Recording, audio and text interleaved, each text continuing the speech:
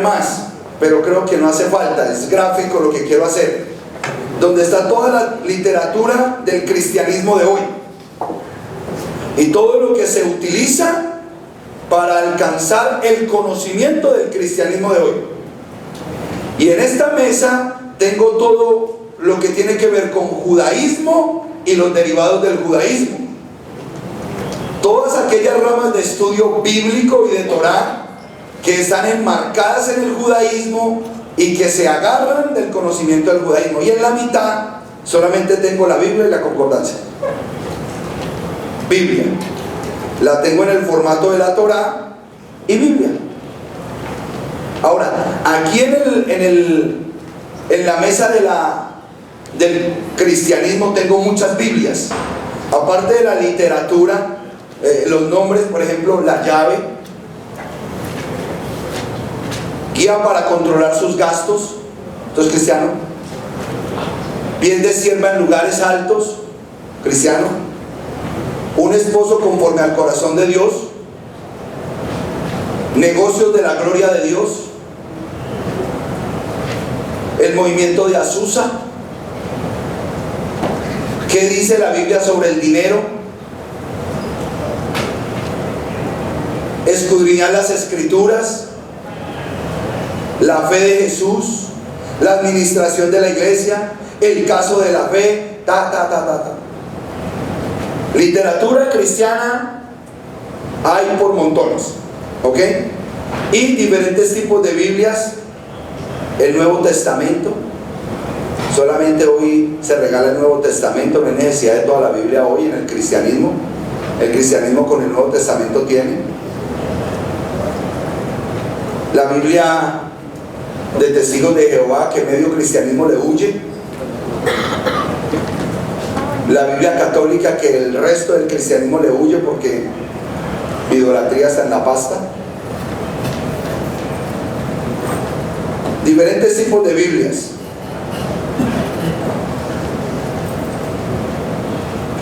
Y por este lado, todo lo que tiene que ver con información de ámbito hebreo y de la forma de estudio de la Biblia, de la Torá o del Tanaj, desde la perspectiva de los rabinos, desde la perspectiva teológica moderna y desde la perspectiva rabínica. ¿Okay? Y aquí en la mitad, concordancia, cómo se dicen las palabras en hebreo, en griego y la traducción al español y la Biblia. Hoy nos vamos a debatir entre la teología cristiana moderna y el judaísmo ortodoxo y sus derivados. Ese es el propósito de hoy. Y saber de qué nos vamos a pegar, o cuál debe ser el norte nuestro para tener claridad en el mensaje. Y vamos a empezar con un ejercicio matemático, pura matemática. ¿Por qué quiero el ejercicio matemático? Porque 1 más 1, ¿qué otra respuesta le vas a dar a 1 más 1? 2. No tiene otra respuesta. Entonces por eso quise coger ese ejercicio. Entonces, en la teología moderna, por cuanto nos hemos bañado de el pensamiento filosófico grecorromano, estamos en el año 2016. Esto es lo que enseña el cristianismo y la teología de hoy. Estamos en el año ¿qué? 2016. Pero cuando nos vamos para el pueblo hebreo y nos vamos para el entendimiento rabínico, estamos en el año 5777. Grande diferencia, ¿no? 2016 era cristiana y el 5777 el cumpleaños de Adán. Así lo toman. Desde el día en que se creó Adán y Eva, entonces lo llaman el cumpleaños de Adán. Lo que les estoy diciendo es veraz, usted lo puede investigar, que ese es el objetivo, investigar toda esta información. Hermano, allí está su micrófono para que esté preparado, por favor. Entonces, ¿qué es lo que yo quiero que hoy hagamos? Un ejercicio matemático. Una Una cosa es lo que me muestra el cristianismo y la teología moderna de hoy y el sistema cristiano de este tiempo, que estamos en el año 2016, y otra cosa es lo que el estudio milenario de los rabinos de Israel, y que tienen un bagaje impresionante en el conocimiento bíblico y de la Torá, dicen que estamos en el 5777. Es más, la prueba está en el calendario que yo les regalé. En el calendario que les dimos le pusimos ¿año qué? 5777. ¿Qué dice el encabezado, el frente? El año de la restitución, ¿no dice así? No, solamente calendario hebreo MC Shalom Internacional, 5777. Pero vamos a comprobar por Biblia quién de los dos tiene la razón. Solamente en un ejercicio matemático, después nos vamos para el resto. Entonces necesito un hombre hábil con la calculadora que me apoye. Solo uno, no tanto, no se peleen.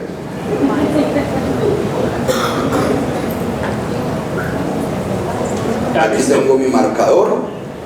Sí, por favor, vengan acá, y uno sin miedo, y me apoya acá. Ok, entonces vamos a empezar a hacer matemáticas de la Biblia y vamos a comprobar si estamos en el año 2016 o estamos en el año 5777. Ok, voy a empezar a leer los versículos que me van a permitir a mí empezar a hacer una matemática. Estén pendiente, hermano mío, y ustedes deben ir a sus Biblias para ver si lo que yo estoy leyendo y lo que vamos a sumar es correcto.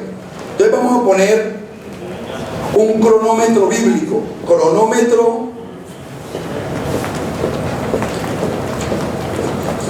bíblico, y hoy vamos a salir de dudas si estamos bajo las medidas del sistema teológico cristiano en el año 2016 o si estamos bajo las perspectivas rabínicas y estamos en el 5777. Y me paro aquí en la mitad y lo único que voy a coger es la Biblia. Génesis 5 del 3 en adelante, pero para darles una idea, y quiero que los que son juiciosos y se van a ir para la casa a hacer su ejercicio matemático, escriban Génesis 5 del 3 al 29. Pero yo solamente voy a leer del 3 al 5 para que entiendan, porque es mucho material, nos quedaríamos hasta la 1 de la mañana sabiendo qué día es hoy o qué año es hoy. Entonces dice desde el versículo 3: habiendo vivido Adán 130 años, engendró un hijo a su semejanza, conforme a su imagen, y le puso por nombre Set. ¿A qué edad? A los 130 años de edad. Después de haber engendrado a Set, Adán vivió durante 800 años y engendró hijos e hijas. Después de haber tenido a Set en el año 130 de su edad, ¿vivió cuántos años? 930. Entonces en total Adán vivió 930 años. Pero el ejercicio desde el versículo 3 hasta el versículo 29 es cómo nacieron todos los patriarcas antidiluvianos. Nacieron, a tal edad tuvieron su primer hijo y después vivieron tantos años. Entonces esto nos da un resultado en el versículo 29, de que todos estos patriarcas hasta Lamec, de Adán hasta Lamec, que es el papá de Noé, antidiluvianos, antes del diluvio, suman un total de años de 1056, para que lo pongas en tu calculadora. 1056 años. Usted hace esa matemática desde Génesis 5.3 a Génesis 5.29. Da 1056 años. Vamos a empezar ahora sí a sumarlo. Lo hice todos uno por uno: Adán, Set, Enosh, porque nos demoramos mucho. Usted lo va a hacer en su casa. Génesis 7:11. Entonces ya tenemos la primera frase: el primer número, todos los patriarcas antidiluvianos nacieron hasta Lamec, son 1056 años.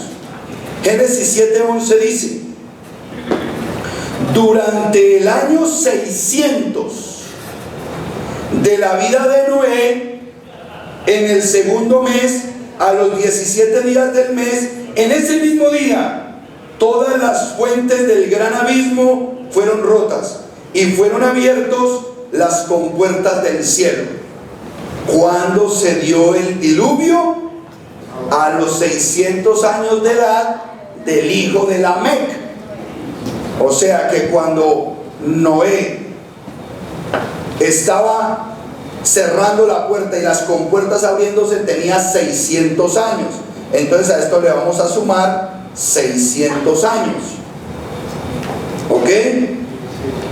1656. Vaya llevándome esa cifra ahí. Si hay algún hermano que de pronto en otra calculadora dice: espere, pastor, que yo también voy a estar aquí atento, sería bueno. Quiero hacer una nota en este resultado. Voy a ponerlo de una vez acá. ¿Cuánto es el resultado de esas dos cifras? 1656. 1656. Entonces, desde la creación de Adán hasta el diluvio, fue en el año 1656 después de la creación de Adán. Ese fue el año del diluvio. ¿Quiénes murieron en el diluvio? No solamente lo quiero hacer como una nota confirmativa.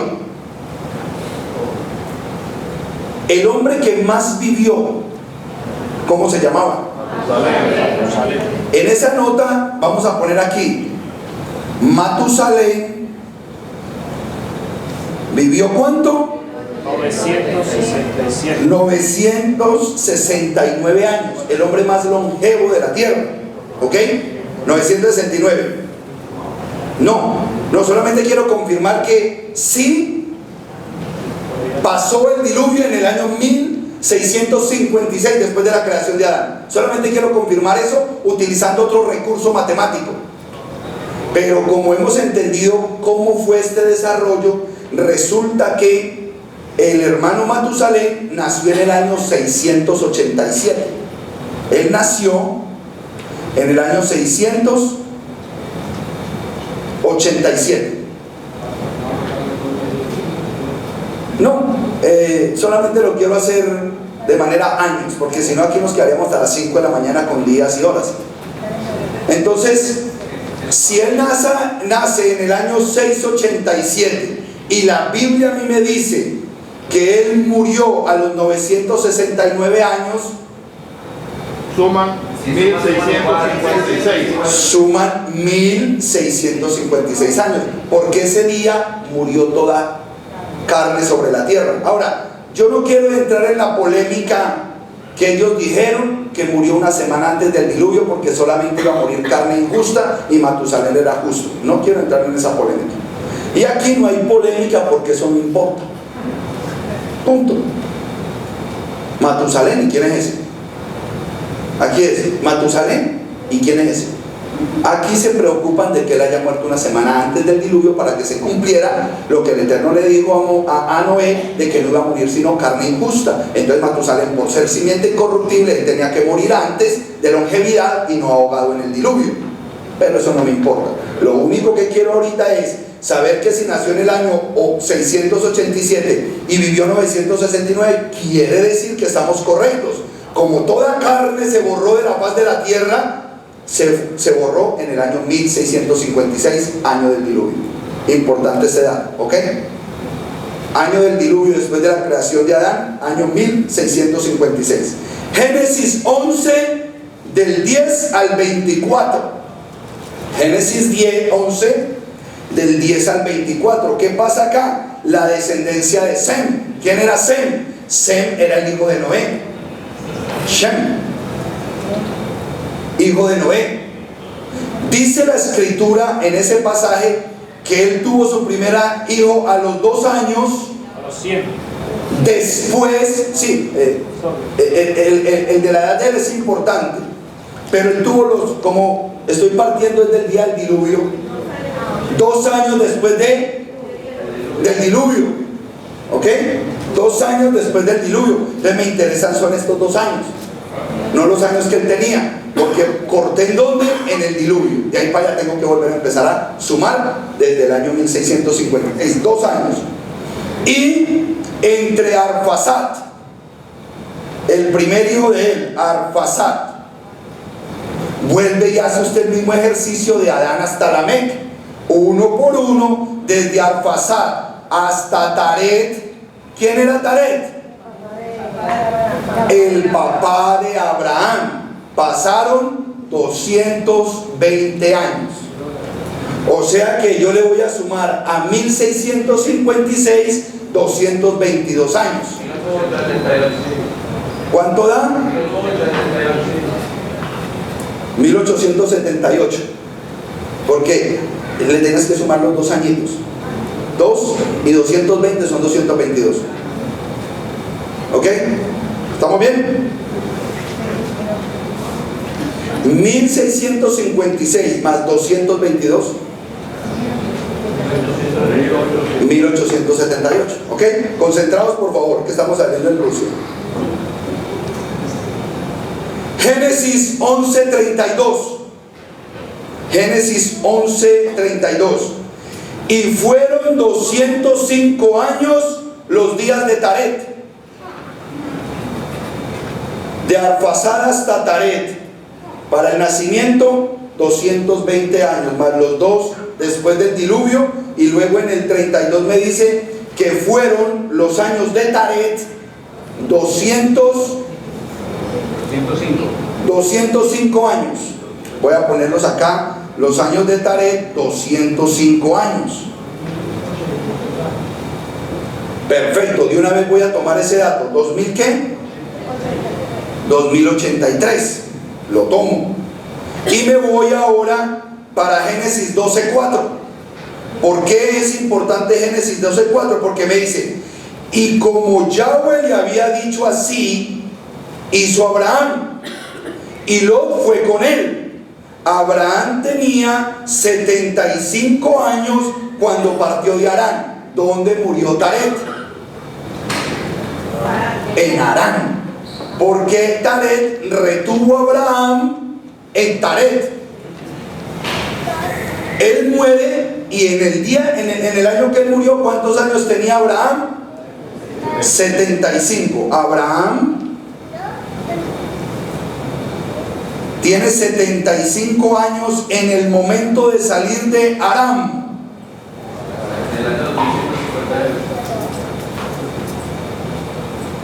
Párate un momentico ahí, porque no. Cuando tú le sumaste, estamos en el 2083, ya le había sumado los 205. Estos 205 ya se los habíamos sumado acá.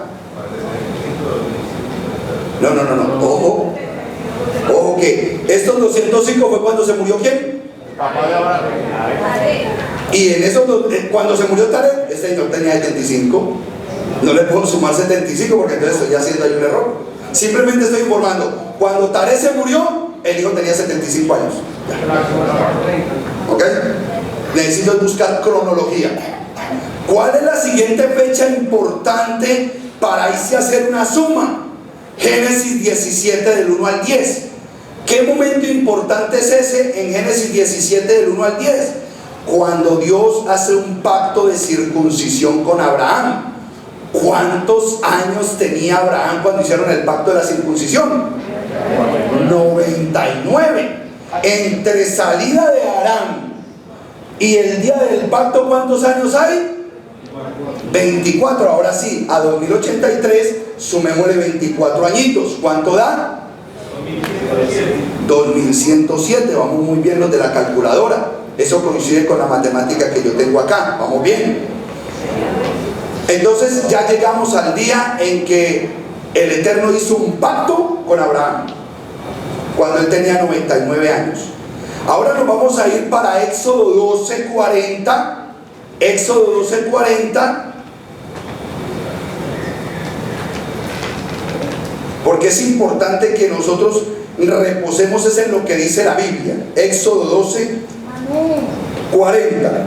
Dice: el tiempo que los hijos de Israel vivieron en la tierra de Egipto fue de 430 años.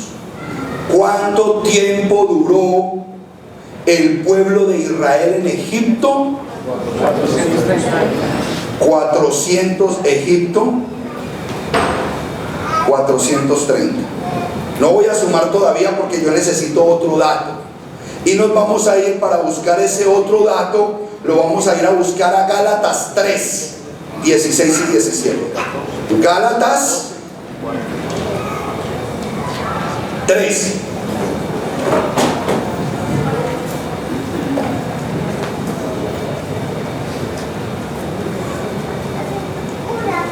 Versículo 16 y 17. ¿Lo tienen, amada congregación?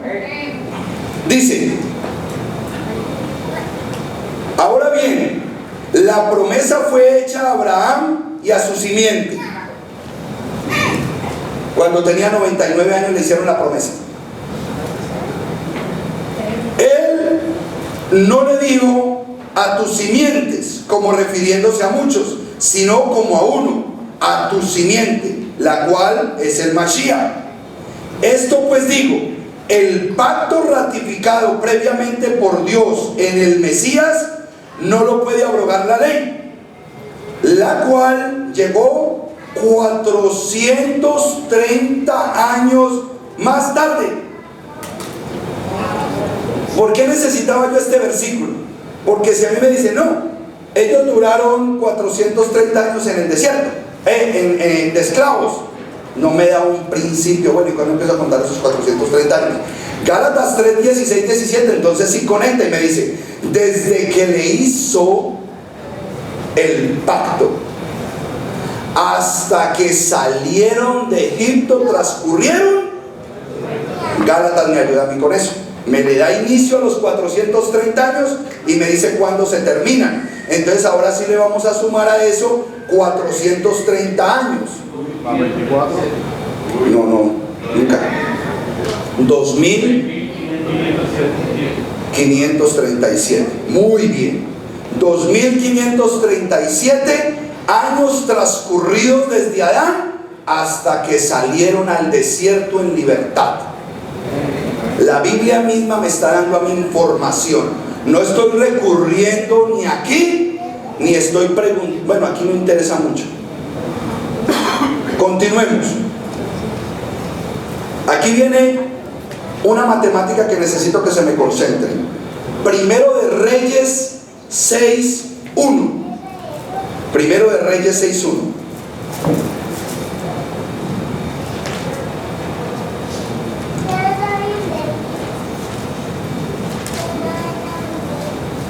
Cuando lo tengan me dicen amén.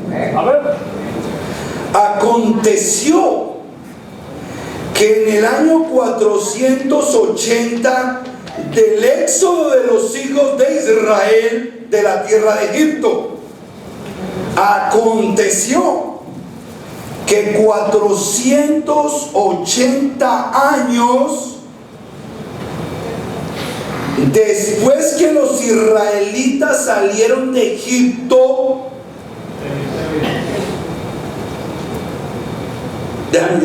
está bien, pero déjame, ¿qué pasó ahí? Al cuarto año de reinado, al cuarto año del reinado de Salomón sobre Israel, en el mes de Iyar, que es el segundo mes, él empezó a construir la casa de Yahweh. En el año cuarto de su reinado, él empezó a construir. Pero ¿cuándo cayó el año cuarto? 480 años después de 2537, que fue cuando salieron al desierto. ¿Cuánto da eso? 3017. 3017. Muy bien. ¿Cómo hago yo para tener una idea entonces de en qué fecha sucedió eso bajo los conceptos de la era cristiana? Yo necesito convertir esto a la era cristiana, Porque siempre nos han dicho que en el año 1000 antes de Cristo, que en el año 300 antes de Cristo, que en el año 720, necesito convertir este 3017 para que llegue al punto cero de la era cristiana. Del resto de 2016. No. Cuando se cumplieron los 480 años después de la salida de Egipto, el rey ya llevaba 4 años de gobierno. ¿Ok? Por eso les digo, pónganle cuidado. Él tenía el 4º año de gobierno, y ese 4º año de gobierno, cuando empezó a construir el templo, habían transcurrido 480 años de la salida de Egipto. No lo dice la Biblia, es lo que nos está contando la Biblia. ¿Ok? Por historia, y usted puede entrar, necesitamos un evento importantísimo que le pasó al reino de Israel cuando murió Salomón. ¿Qué pasó cuando Salomón murió? Se dividió el reino. El reino se dividió en el año 930 antes de Cristo. División del reino. División del reino. Y aquí en este ministerio esta fecha es muy importante. ¿Por qué? ¿Por qué es importante esta fecha del 930? Porque eso depende del hecho de que yo esté aquí sentado. Se dividió el reino y yo soy Efraín. Esa historia aquí es importantísima. Ya la hemos trabajado más de 2 años, ¿cierto? Pero esa fecha es muy importante. ¿Cuándo se dividió el reino? En el 930 antes del Mesías. Entonces, ya teniendo en cuenta esa fecha, si él muere y se divide el reino, necesito saber cuántos años reinó el hermano Salomón. Primero de Reyes 11:42. Primero de Reyes. Sí, todos sabemos, pero necesito que la Biblia nos lo diga. La Biblia. Primero de Reyes 11:42. Dice: el tiempo que reinó Salomón en Jerusalén sobre todo Israel fueron 40 años. Total, 40 años que el reino gobernó hasta el 930, que murió. En esos días, meses, por ahora les digo solamente años, se divide el reino.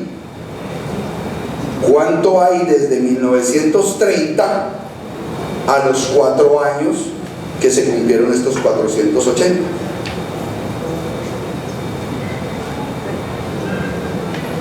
¿Cuántos años reinó después? 36 años. Después que empezó a construir el templo en el 4º año, murió. 36 años. Reinó 36 años construyendo el templo, ya lo había construido. Entonces a este 3017 le sumamos 36 y da 3053. ¿Qué edad tenían cuando empezó el reino? ¿Qué edad tenían cuando empezó el reino? No estoy interesado en esa edad, como no estoy interesado en ciertas edades. Estoy interesado en la cronología. No me interesa la edad de él, me interesa cuándo murió, porque él reinó 40 años. Necesito saber, desde el año que murió hasta que él empezó a reinar, eran 40 años, pero empezó a construir el templo en el año 4. Y yo necesito el año 4 para poder consolidar los 480 años que la Biblia me habla, desde la salida de Egipto hasta ese año. ¿Estamos buscando este? No. Estamos buscando si este tiene la razón o si este tiene la razón. Estoy haciendo matemáticas de la Biblia. ¿Ok? Estoy buscando la cronología bíblica. Cronómetro bíblico. Estoy buscando ese tiempo. No estoy buscando la edad de fulano, de sultano. Me sirven esas edades para tener la referencia. Entonces, son 36 años aproximadamente. Eso me lleva a un punto importante. Si esto fue en el 930, antes del Mesías, la muerte de él. Entonces, si yo le sumo a esto 36 años, me da el año 966 antes de Cristo, cuando se empezó a construir el templo. Él muere en el año 930, pero empezó a construir el templo 36 años después. ¿Cuándo se empezó a construir, de acuerdo al calendario de nosotros, el templo? 18 años antes de Cristo. Él murió en el 930. 36 años antes había empezado a construir el templo.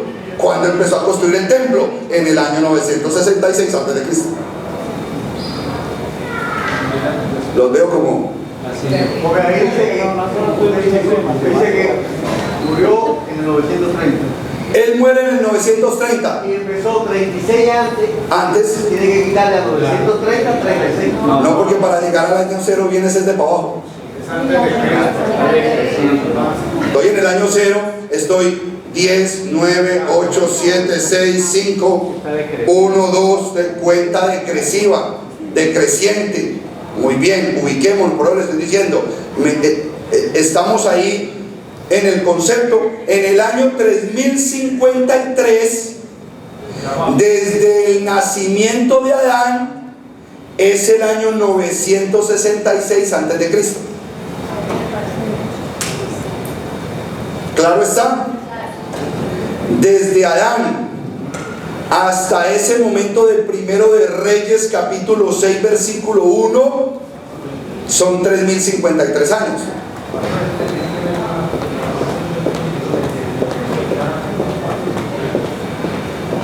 Lo estoy diciendo de diferentes perspectivas para que los hermanos se ubiquen. ¿Cuándo empezó a construir Salomón el templo? En el año 966 antes de Cristo. Necesito ahora simplemente saber entonces cuántos años de creación hay al año cero.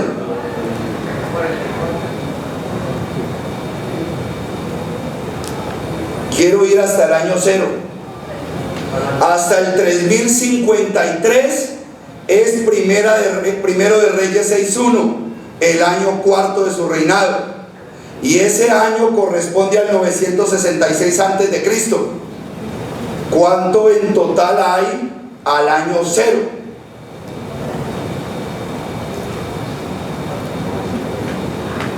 Cojo este total y le sumo 966.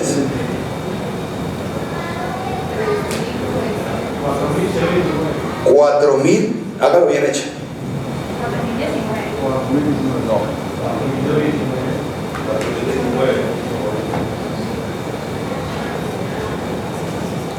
Espera que entonces yo mismo me enredé.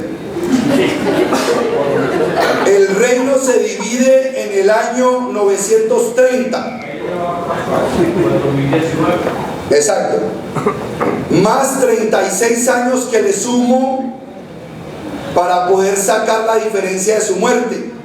Eso me da 966. A 3017. Es que yo hice esta suma extra. Estoy sumando dos veces esto. Estoy sumando 36 dos veces. Muy bien, entonces sí estamos bien. A 3017 le sumo 966 años y me da 3.983. 3.983 años en el año cero. Cuando se divide la era cristiana, que empezamos a contar año 1, año 2, año 3, año 4, habían pasado 3.983 años. ¿Ok? Desde la creación de Adán, de acuerdo a la cronología. Para mayor satisfacción, usted se lleva todos sus versículos y vuelve a hacer toda la matemática que yo hice.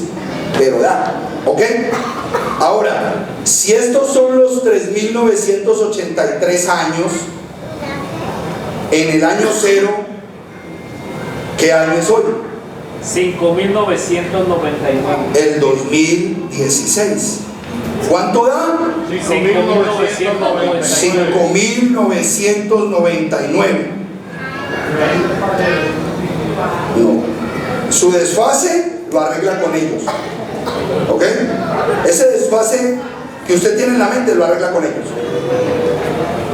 Yo solamente te estoy diciendo, por Biblia ya llegamos al 5.999. O sea que el próximo año es el año, el 2017 es el año 6.000. ¿Ok? ¿Por qué les quiero decir esto? Porque ni son los 5.777 del conteo rabínico, ni son el 2017 del conteo cristiano. ¿Ah? No, simplemente estudia porque no están perdidos. Ellos hicieron una explicación con respecto a los años de la esclavitud y no los quieren contar en su calendario como que no existieron. Pues eso es una situación de ellos. ¿Ok? Ellos dicen que están en el 5.777 y nosotros lo celebramos así, pero estamos claros. Aquí me interesa, eso no interesa. Estamos en el 2016, 2017. Pero ahora por Biblia, usted se acaba de enterar que estamos en el año 5.999 y que en el 2007 es el año 6.000. Eso es lo único que me interesa a mí. Sí. ¿Por qué me interesa a mí que se haga esta cuenta de esta manera? Porque este 6.000 tiene mucha trascendencia, demasiada trascendencia, y yo necesitaba que usted bíblicamente compruebe en qué año está, no por lo que diga una cultura antiquísima y su pensamiento, ni por lo que ésta ni expresa ni dice, porque pues realmente no tiene relevancia. Pero bíblicamente, con los versículos que yo le di a usted, estamos en el año 6.000, 5.999, y estamos pasando al año 6.000. ¿Por qué es importante? Vamos a leer versículos. Génesis 6:3. Pero Yahweh dijo: mi aliento no permanecerá en el hombre para siempre, ya que él no es más que carne, que se le concedan solo 120 años. Esos 120 años de Génesis 6:3 tienen grandes discusiones. Los de esta postura dicen que el Eterno dio 120 años para que el hombre se arrepintiera. Es su postura, yo no, simplemente les cuento que ellos dicen eso. En este estudio, por los conceptos proféticos, nos está hablando de otra cosa, porque ninguna de las teorías se cumple. ¿Los hombres empezaron a morir a los 120 años? No. El mismo Abraham duró hasta 175 años, y Abraham es después del diluvio. Entonces, como que esos 120 años no era para eso. El concepto de que se arrepintieran en 120 años, no. Pero cuando nosotros leemos en el Humash, vuélvelo a leer en tu documento. Pero Yahweh dijo: mi aliento no permanecerá en el hombre para siempre, ya que él no es más que carne, que se le concedan solo 120 años. ¿Ok? Pero miren cómo dice la Torah, el Humash de bueno, dice acá: Yahweh dijo: mi espíritu no lidiará con el hombre por siempre, pues es mera carne. Mi espíritu no lidiará con el hombre por siempre. Está hablando de la humanidad, no de un hombre. Mi espíritu no lidiará más con la carne humana más de 120 años. Concepto profético. Ahora tengo que coger esos 120 años y proyectarlos, porque es un mensaje profético. ¿Quién me ayuda en la profecía a volver a mirar estos 120 años? Nos vamos para Deuteronomio 34:7. Mi espíritu no estará en la carne humana más de 120 años. Deuteronomio 34:7, ¿quién está hablando? Moshe tenía 120 años de edad cuando murió, sus ojos no estaban oscurecidos, ni su vigor menguado. 120 años. Otro mensaje profético. Resulta que Moshe, a los 120 años, ya listo para pasar allá a la tierra prometida, le dicen: usted no pasa, usted se queda aquí, usted solamente va a mirar la tierra prometida. Y a los 120 años se muere. ¿Y quién pasa al pueblo a la tierra prometida? Yehoshua. Yehoshua. Cuando tú dices Josué, no se conecta. Cuando tú dices Yehoshua, aquí se conecta, porque aquí tampoco se conecta. ¿Por qué? Porque yo no creo en Yeshua. Aquí no se conecta, porque es Josué. Y aquí no se conecta porque no creen en Yeshua. Solamente se conecta aquí. ¿Sí me están siguiendo? Lo que quiero que ustedes empiecen a tener claro, porque siempre tengo el mismo: bueno, ¿nosotros qué somos? Entonces estos 120 años antes de ingresar a la tierra prometida me están hablando a mí de un concepto netamente profético. Y desde Yom Kippur venimos hablando del famoso año ¿qué? ¿Recuerdan? Yo estoy cumpliendo mi palabra. ¿Qué les dije yo con respecto al año Yobel? ¿Que me iba a volver qué? Canzón. Muy bien. Muy bien. No se les olvide que me voy a volver canzón. Que conste que yo te dije: este es nuestro año. Que conste. Este es nuestro año. Proverbios 25:2, amado hermano. Es la gloria de Elohim ocultar un asunto, y la gloria de un rey dejar caer un asunto. Vuélvelo a leer, que ese no me gustó, esa versión.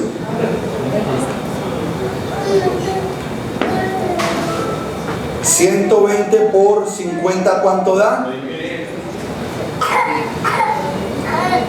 En el año 6000, en el 2017, se está cumpliendo el Yobel 120. Lo hemos venido predicando desde Yom Kippur, ¿cierto que sí? Esto es otra forma en que les estoy diciendo cómo es y por qué es un año Yobel.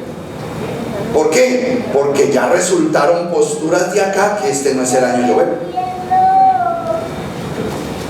Y estos no les interesa ni idea. Es más, cuando usted se mete a los años Yobel del catolicismo, cada 10, cada 15, el Papa declara un año de jubileo diferente. El jubileo de yo no sé qué, el Papa lo dijo, punto, se firma. Declaro el año de misericordia. ¿Quién lo dijo? El Papa, listo, hágale caso al Papa. Y de acuerdo a la matemática de acá, no cuadra.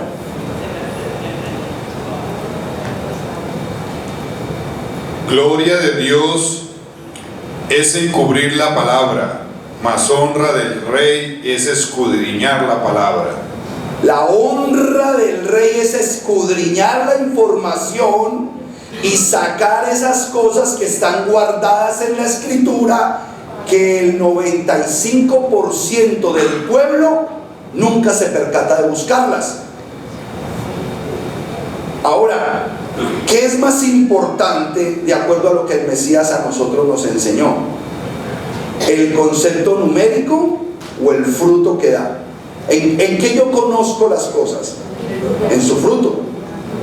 El fruto solamente habla de lo que se está viviendo. Por eso él decía: aprendan a discernir los tiempos.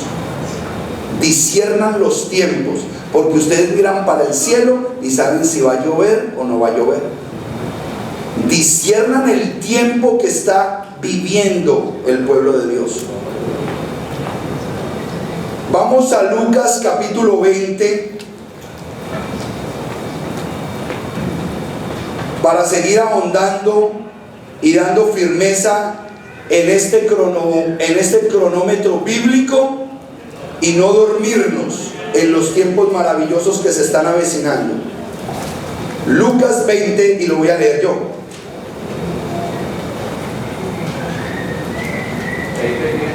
versículo 19. Lucas 20, versículo 19.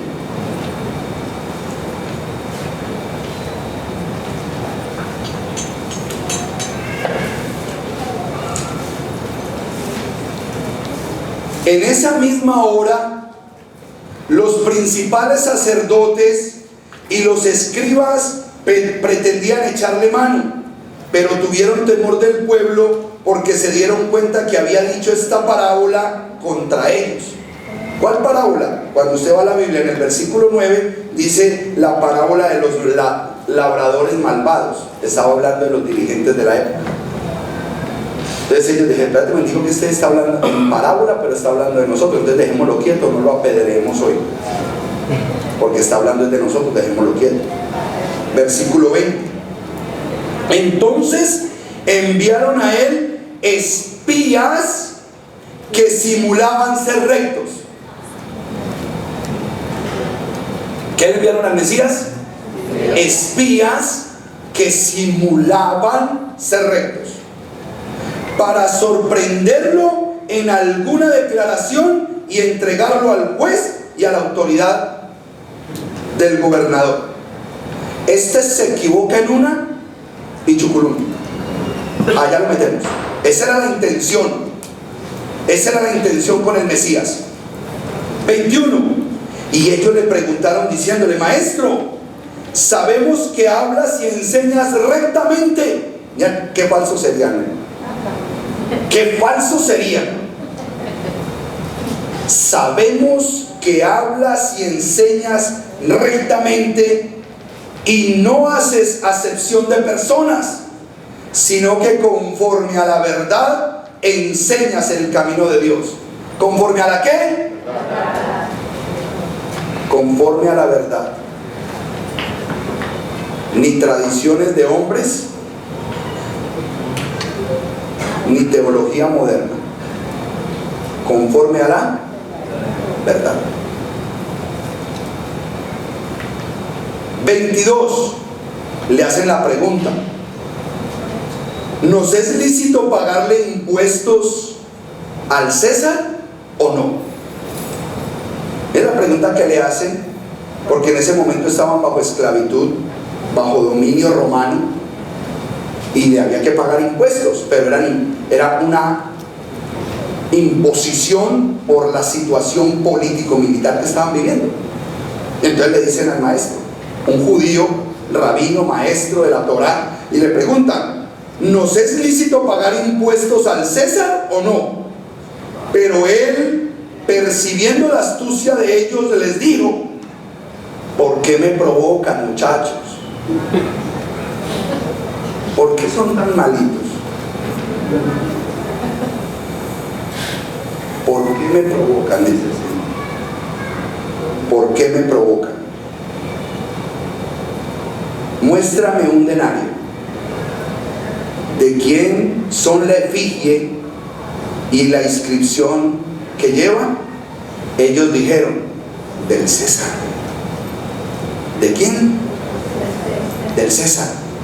Esta respuesta parece simple, pero es tremenda para el año Yobel. Denle pues al César lo que es del César, y denle a Dios lo que es de Dios. Venimos predicando hace casi un mes, démosle al Señor lo que es de Él. Ese es el tiempo de la restitución. Este es un año Yobel, porque los años Yobel son cada 50 años. Démosle este año lo que es del Señor, porque el Señor va a restituir. Llevo un mes diciéndoles eso. Les hago una pregunta. ¿En algún momento he utilizado el púlpito para ayudarle a algún candidato de los Estados Unidos o he dado alguna mínima postura de política en este lugar? ¿Alguien me ha podido escuchar a mí en este lugar dando un aporte de política en las pasadas elecciones? Jamás. Porque no considero que este lugar sea apto de parte del Eterno para hacer esos comentarios. ¿Me he mantenido en qué? Muchachos, llegó el año Yobel. Este es un año Yobel, profético. Yo no le creo ni a esto, ni le creo a esto. Le creo al fruto que se ha establecido por el conocimiento de la verdad. Entonces vamos a mirar, porque es que vamos a ver qué es lo que hay que darle al César. Nosotros siempre nos estamos debatiendo entre dos cosas, siempre. Los hermanos que recién están llegando del cristianismo, ay, entonces ¿esto qué? ¿Qué hago con esto? Y los que ya nos involucramos que en el Midrash, que en el Pirkei Avot, que en el judaísmo de la A a la Z, que en guía de perplejos, entonces ya todo es el Midrash, el rabino dijo, el Midrash, el rabino dijo, el Midrash, el rabino dijo.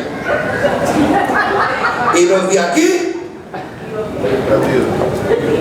ay no, ay es que mi gracia, ay no, la gracia del Señor, la gracia. Y el Señor dice, la verdad, solamente la verdad. Si se lo van a dar, désenlo fuera. Solamente la verdad. Entonces, ¿qué es lo que el Eterno nos está dando? Aquí nos está dando un protagonista. Aquí nos está dando un protagonista, pero aquí nos muestra el camino de ese protagonista. Aquí nos presentaron y vimos al Mesías, pero solamente aquí se entiende el plan del Mesías.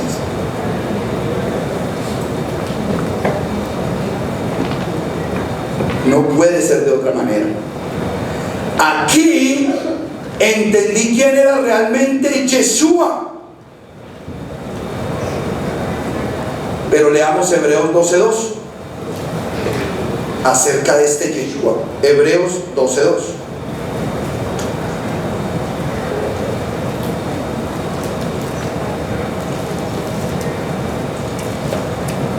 ¿Quién es Yeshua?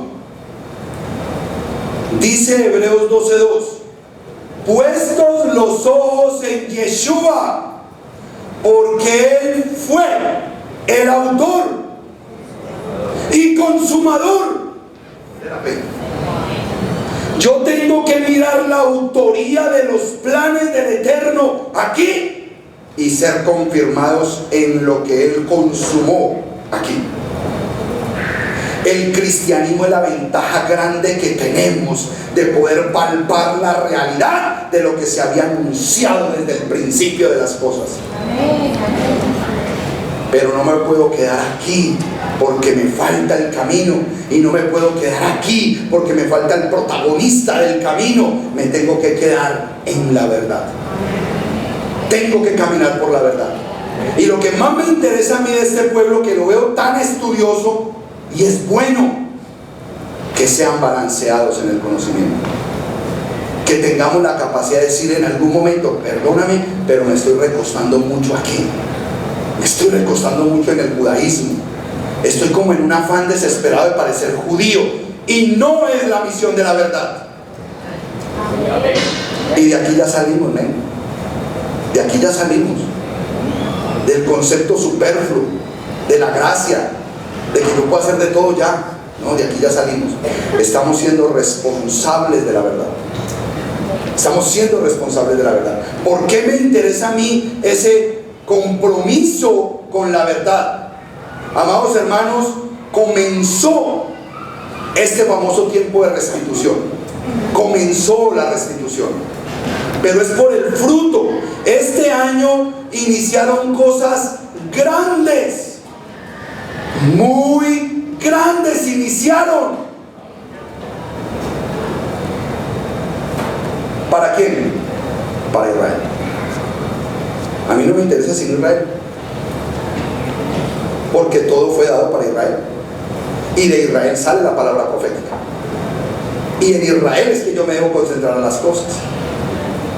Aquí aprendí a ver al protagonista de la historia, pero esto me enseñó la historia completa. ¿Para qué? Para que yo viva la verdad que tengo que vivir hoy. ¿Y cuál es esa verdad? que vienen cosas poderosísimas y grandes para Israel. No para los cristianos, no para los judíos, para Israel. Yo no soy cristiano, yo no soy judío. La Biblia me dice que yo debo ser Israel.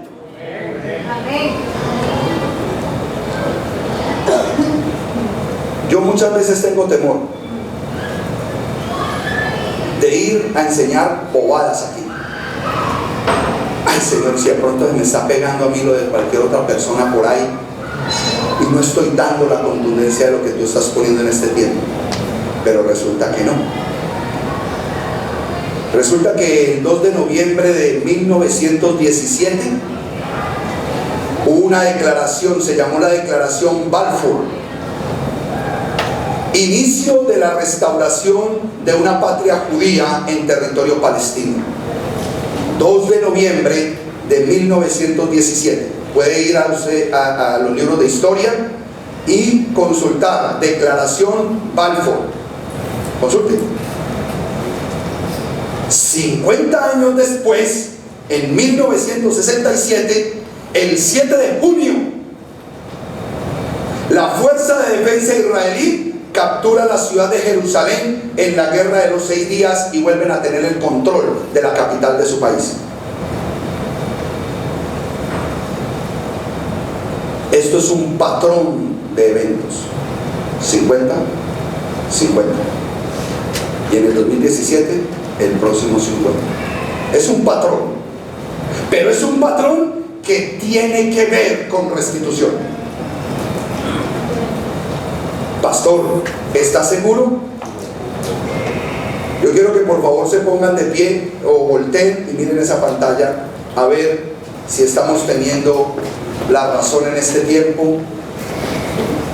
Se podrían, si quieren, siéntense. Yo quiero que cojan la silla y la volteen. Aquí no hay mucha gente.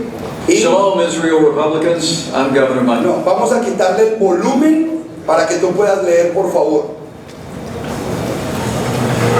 Este es Mike Pence, el vicepresidente electo de los Estados Unidos de Norteamérica, que recibe el gobierno de la nación más poderosa del mundo en las próximas semanas. ¿Qué dice este hombre acerca de lo que les vengo predicando de restitución? Vamos a ponerlo desde el principio, sin volumen, el hermano Wilfran Valero. Shalom, paz, republicanos israelitas. Soy el gobernador Mike Pence. Es un gran honor para Donald Trump y para mí presentarnos ante ustedes para apoyar a Israel.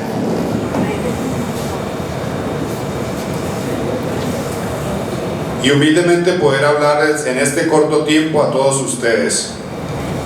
En especial a este lugar santo, Jerusalén, la eterna casa de los judíos. En el transcurso de esta campaña muchas personas me preguntaban por qué nos parábamos firmemente al lado de Israel. Donald Trump y yo estamos con Israel porque la pelea de Israel es nuestra pelea. Aleluya. Porque la causa de Israel es nuestra causa. Aleluya. Nos unimos a Israel con los mismos motivos que una buena persona tiene para pararse al lado de Israel. Estamos con Israel porque su causa es justa, porque sus valores son nuestros valores y porque su fe es nuestra fe. Aleluya. Israel no es solo nuestro aliado más fuerte del mundo. Como hemos dicho por muchos años, Israel es uno de nuestros más preciados aliados en el mundo. Actualmente Israel está viviendo bajo la sombra de un vecino que los amenaza y que intenta eliminarlos de la faz de la tierra. Donald Trump y yo entendemos que Israel no es odiado por sus enemigos porque hayan hecho algo malo, más bien por lo bueno que han hecho. Aleluya. Al igual que Estados Unidos, Israel es odiada por terroristas y por aquellos estados que apoyan el terrorismo. Es odiada por muchos progresistas porque es exitosa y su gente es libre. Hay algo más que Donald Trump y yo hemos entendido y nunca escondemos en proclamarlo, que como los Estados Unidos, Israel se defiende con un ejército de soldados de sus ciudadanos, quienes pelean sus batallas nacionales con decencia, humanidad y con fuerza. Así como Israel muestra al mundo cómo convertir la escasez en abundancia, las enfermedades en salud, la pobreza en riqueza. Así como Israel toma las calumnias y mentiras del mundo y las vuelve en bendiciones. La verdadera pregunta es, ¿cómo ninguna buena persona puede pararse al lado de Israel? Que la palabra salga de Jerusalén, la eterna e indivisible capital del pueblo judío y del Estado judío. Donald Trump y yo estamos orgullosos de pararnos al lado de Israel. El pueblo americano está orgulloso de pararse al lado de Israel. Y si Donald Trump y yo tenemos el privilegio de servir a esta gran nación, si el mundo no conociera nada más, el mundo conocerá esto. América estará al lado de Israel. Quiero que sepan algo importante, amados hermanos. La nación más poderosa del mundo está proclamando total apoyo a Israel. No es Colombia, no es Venezuela, es la nación más poderosa del mundo. Y nosotros como creyentes y como pueblo de Israel tenemos el privilegio de estar parados en la nación más poderosa del mundo. Les dije, esto viene del Espíritu, hermanos. Y ya empezó el ámbito espiritual a rodear la bendición de Israel. El que tenga identidad de Israel va a empezar a recibir todo lo que va a caer desde arriba, porque el Eterno está empezando a organizarlo todo, porque la restitución para Israel viene. Sigue por favor, hermano mío. Juntos continuamos orando a Dios para que bendiga a Israel y a sus ciudadanos judíos, musulmanes y cristianos, con vida, esperanza y paz. Que Dios bendiga a todos, que Dios bendiga a Israel y que Dios continúe bendiciendo a los Estados Unidos de América.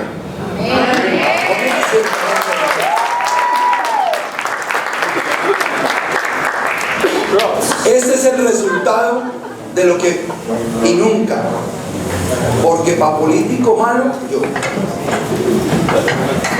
de eso no sé ni me interesa. Por ahí había un hermanito que amo mucho que me decía, eso es Donald Trump, que es callado, callado. A mí, honestamente, desde que hablaba mal de los inmigrantes, yo decía, no, pues tampoco, maluco este muchacho. ¿Cómo era yo de mal político? Cuando llegué a Medellín, mi papá se monta en el carro y me dice, mijo, va a ganar Donald Trump. Y yo, ¿por qué, pa? Mi papá sí es buen político. Me dice, porque él está levantando el nacionalismo de ese país. Él es un verdadero americano y los que piensan como americanos se van a levantar. Efectivo. Lejos de pensar que una de las columnas más importantes que tienen en la mente y en el corazón estos dos hombres es Israel. Lejos de pensar eso, porque solamente mis ojos se fueron hacia lo negativo de ellos. Y con ese negativismo yo ni me metí en ese rollo, porque no había que ser un caldo, ni la señora ni el monito. Yo apático, yo seguía predicando, este es el año de la restitución, este es el año de la restitución, Dios le va a devolver a Israel, Dios le va a entregar a Israel, Dios va a hacer algo con Israel. Y empezó el mover. Cuando usted ve ese mensaje como que de él abraza esto acá. El judaísmo tradicional, él habla de los judíos, de la tierra judía. ¿Cierto que sí? Ahora veamos el otro, a ver a quién abraza, por favor. No, es bueno, no se sientan mal, es bueno. Vamos al otro video, por favor. Sus valores de amor, caridad y fe fundaron esta nación. Para la luz, por favor. ¿Cómo es posible que nuestros medios de comunicación tratan a las personas de fe tan mal? Una de las razones que nuestros políticos realmente los han abandonado en cierto modo, y de Hillary Clinton no pueden contar con ella. Pondré esto bien claro. En el gobierno de Trump, nuestra herencia cristiana será atesorada, protegida, defendida, como nunca lo has visto antes. Amén. Usted ve Créame. que esos dos hombres, sigue, yo me emociono.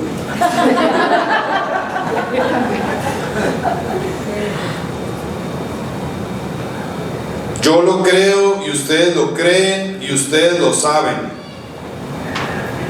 Y eso incluye libertad religiosa. Recuérdenlo. ¿Vio cómo se inclinó él hacia este lado? ¿Sí ven que se inclinó hacia este lado? El vicepresidente se inclinó a este lado y él hacia este lado. Esto es Israel. Ustedes tienen un privilegio que lo tienen pocas congregaciones en el mundo, y es caminar en las raíces hebreas, rescatando el valor precioso del protagonista llamado Yeshua HaMashiach, nuestro Redentor y nuestro Salvador, y tener toda la película clara, porque ustedes no le tienen temor a la verdad que fue dibujada en la Torá desde el principio de la humanidad. Esa es la bendición. Pero lo que realmente nos debe importar es que seamos Israel, porque la restitución viene. Hermanos, yo no sabría decirle cuánto tiempo, yo no sé, porque la escritura dice que el día que digamos paz y seguridad, muerte repentina, pero lo único que yo les digo es que todo se está acomodando para alinear, balancear, mejorar, acoplar. No sé qué van a hacer con Israel este año, pero la nación de Israel va a recibir bendición poderosa a partir de este tiempo. Y nos conviene estar claros que somos Israel. Amén. Lo bueno, encienda las luces por favor, que se me duerme Luis. Lo bueno es que lo hemos predicado sin ningún proceso de inclinación política. Bendito el Eterno. Cuando yo empecé a ver eso, yo, el Señor, está la respuesta. Porque ¿qué hemos aprendido? Dios bendice a todo Israel. Dios no quiere bendecir a una sola familia, porque su familia se llama Israel. Él nos va a bendecir a todos, pero tenemos que aprender a vivir aquí en el balance, en el balance de la verdad. No tenerle temor a que si aquí hay un error, no, aquí hay un error, por eso me salí de ahí. Que aquí hay un error, por eso tampoco lo apoyo. Yo voy por la verdad. ¿Y la verdad en dónde está? En la santa y bendita palabra de Dios. Esto debe ser lo que rige nuestra vida. Este es el balance. Aquí está el protagonista y el camino del protagonista. Cuidado con quedarse solamente con las historias de acá o con la gracia de acá. No. Hay que hacer las dos cosas de manera balanceada, porque aquí está el protagonista y el camino correcto del protagonista.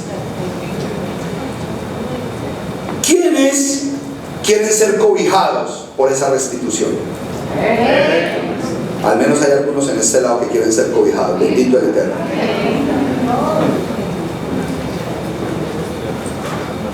No queremos vivir bajo la ignorancia que el cristianismo de hoy vive. Y lo digo con respeto, no estoy diciendo, ojo, no estoy diciendo bajo la ignorancia que los cristianos viven, no estoy diciendo eso. No queremos vivir bajo la ignorancia del cristianismo moderno, la teología moderna que tiene anulado el conocimiento del camino, el derek. No queremos estar ahí.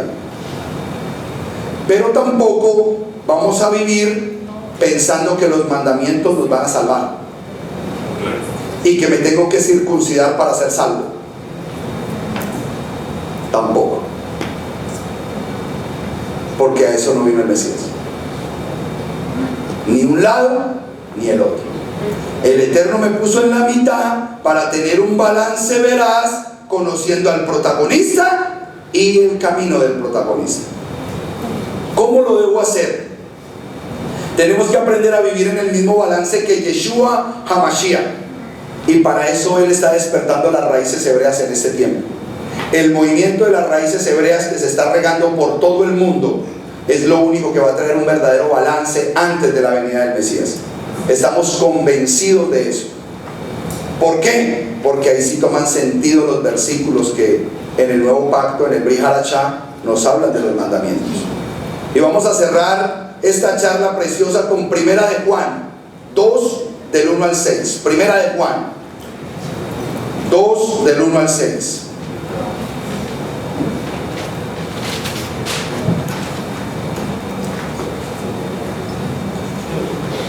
Lo voy a leer despacio porque aquí hay mucha riqueza.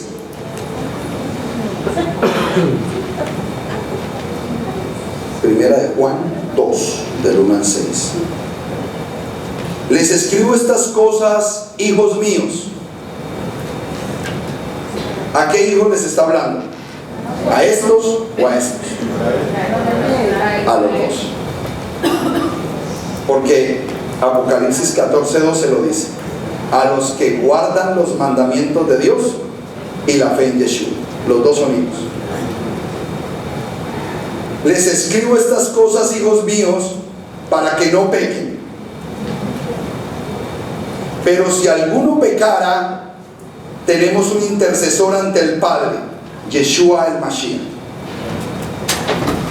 Si yo empezara a mirar que, digamos, este es un grupo de cristianos y este es un grupo de judíos, ¿cómo leería yo este pasaje? Les escribo estas cosas, hijos, para que no pequen.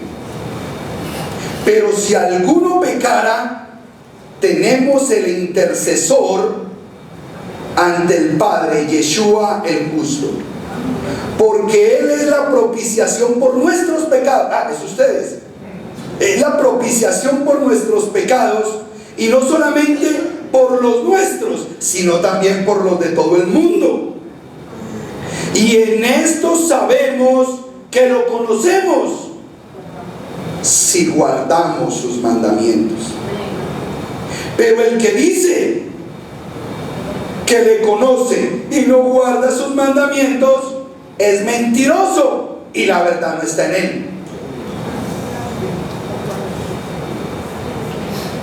Pero el que guarda su palabra, en este verdaderamente el amor de Dios se ha consumado.